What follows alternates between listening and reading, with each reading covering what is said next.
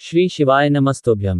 हर हर महादेव। दोस्तों, आज की यह जानकारी बहुत ही विशेष होने वाली है, इसलिए आप सभी से निवेदन है कि इस वीडियो को बिल्कुल भी बीच में छोड़कर मत जाइएगा, क्योंकि आज मैं आपको एक ऐसे उपाय के बारे में बताने जा रहा हूं जिसके बारे में कहा जाता है कि अगर इसे सही विधि से कर लिया जाए तो व्यक्ति के जीवन में चल रही कई परेशानियों का प्रभाव धीरे धीरे कम होने लगता है। लेकिन दोस्तों, सबसे पहले एक बात समझ लीजिए, बहुत सारे लोग उपाय तो करते हैं, पूजा पाठ भी करते हैं, लेकिन फिर भी उन्हें मनचाहा फल नहीं मिल पाता। क्या आपने कभी सोचा है ऐसा क्यों होता है? आखिर कहाँ गलती हो जाती है? इसका कारण मैं आपको आगे बताऊंगा, इसलिए वीडियो में अंत तक बने रहिएगा, क्योंकि सबसे महत्वपूर्ण बात आखिर में आने वाली है। दोस्तों, 17 जून 2026 बुधवार का दिन अपने आप में बहुत खास माना जा रहा है, और जब विशेष तिथि और विशेष वार का संयोग बनता है तो उस दिन किए गए कुछ कार्यों का महत्व कई गुना बढ़ जाता है। यही वजह है कि जानकार लोग इस दिन को साधारण दिन नहीं मानते। लेकिन दोस्तों, यहाँ पर एक ऐसी बात है जिसे 90% लोग नहीं जानते, और यही कारण है कि वे शुभ अवसर को पहचान नहीं पाते। इसलिए आगे जो मैं बताने जा रहा हूँ उसे बहुत ध्यान से सुनिए। देखिए, हमारे घर का मुख्य द्वार केवल आने जाने का रास्ता नहीं होता। धार्मिक मान्यताओं में इसे घर की ऊर्जा का प्रवेश द्वार भी माना जाता है। कहा जाता है कि घर में आने वाली सकारात्मक और नकारात्मक दोनों प्रकार की ऊर्जा सबसे पहले मुख्य द्वार से ही प्रवेश करती है।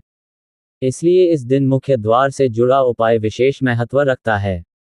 लेकिन रुकिए दोस्तों, मुख्य द्वार का उपाय करने से पहले आपको एक छोटी सी तैयारी करनी होगी, और यही वह तैयारी है जिसे ज्यादातर लोग नजरअंदाज कर देते हैं। अगर आपने यह बात समझ ली तो उपाय का महत्व और भी बढ़ जाता है। सबसे पहले सुबह स्नान करने के बाद भगवान का स्मरण करें। उसके बाद अपने घर के मंदिर में एक शुद्ध घी का दीपक जलाएं। दीपक जलाते समय अपने मन को शांत रखें। कोई भी उपाय तभी प्रभावशाली माना जाता है जब उसे श्रद्धा और सकारात्मक भाव से किया जाए।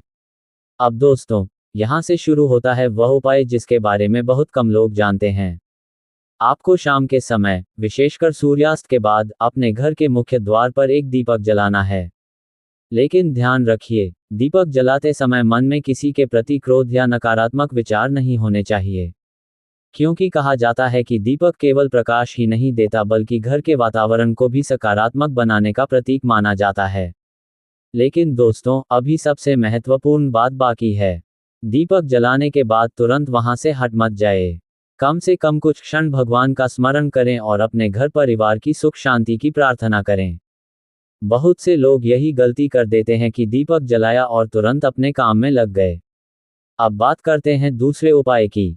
दोस्तों, अगर आपको ऐसा लगता है कि घर में धन आता तो है लेकिन टिकता नहीं है, बार बार खर्च बढ़ जाता है, या मेहनत के बाद भी बचत नहीं हो पा रही है, तो इस दिन एक छोटा सा कार्य जरूर करना चाहिए। इसके लिए थोड़ी सी हल्दी लें और उसका गाढ़ा घोल बना लें।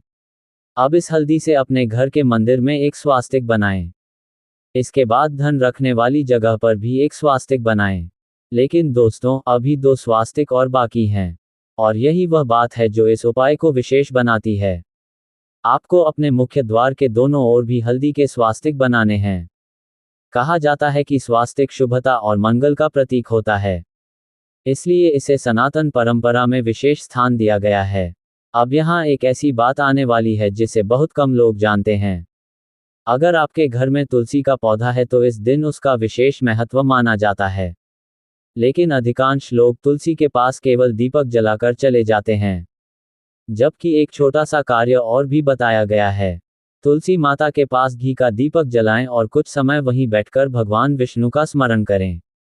इसके बाद अपनी मनोकामना मन ही मन कहें। लेकिन दोस्तों, अब मैं आपको वह बात बताने जा रहा हूं जिसके लिए शायद आप शुरू से इस वीडियो में बने हुए हैं। कहा जाता है कि किसी भी उपाय का सबसे बड़ा रहस्य दीपक, हल्दी या तुलसी नहीं है। सबसे बड़ा रहस्य है आपकी श्रद्धा, आपका विश्वास और आपके कर्म। क्योंकि बिना अच्छे कर्मों के कोई भी उपाय लंबे समय तक शुभ फल नहीं दे सकता। यही कारण है कि कई लोग छोटे छोटे उपाय करके भी जीवन में आगे बढ़ जाते हैं, और कई लोग बड़े बड़े अनुष्ठान करके भी संतुष्टि प्राप्त नहीं कर पाते। इसलिए दोस्तों, इस विशेष दिन पर उपाय करने के साथ साथ यह संकल्प भी लें कि आप अपने जीवन में सत्य, सेवा और सदाचार को अपनाएंगे। क्योंकि जहां अच्छे कर्म होते हैं वहां ईश्वर की कृपा स्वयं मार्ग बना लेती है। और दोस्तों, अगर आपने यहां तक वीडियो देख लिया है तो कमेंट में जरूर लिखिए हर हर महादेव। कहा जाता है कि सच्चे मन से किया गया भगवान का स्मरण कभी व्यर्थ नहीं जाता।